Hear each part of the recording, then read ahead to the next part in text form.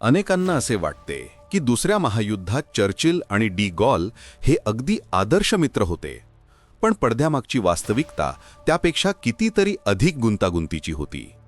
1940 मध्ये जेव्हा फ्रान्सचा पाडाव झाला तेव्हा चर्चिल यांनी डी गॉल यांचे लंडनमध्ये स्वागत केले आणि मुक्त फ्रान्सचा आवाज म्हणून त्यांना पाठिंबा दिला.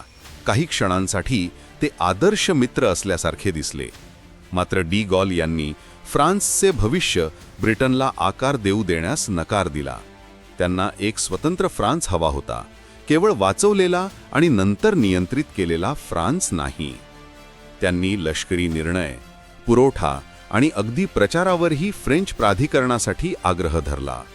चर्चिल, ज्यांचे लक्ष कार्यक्षमतेवर आणि जर्मनीला हरवण्यावर केंद्रित होते, त्यांनी समन्वय साधण्यासाठी दबाव आणला. तरीही या संघर्षात्मक संबंधानंतरही त्यांची ही अस्थिर मैत्री टिकून राहिली. याबद्दल एकदा रूझवेल्ट यांनी गमतीने म्हटले होते, मित्रांसोबत लढण्यापेक्षा एकच गोष्ट वाईट आहे आणि ती म्हणजे त्यांच्याशिवाय लढणे. धन्यवाद.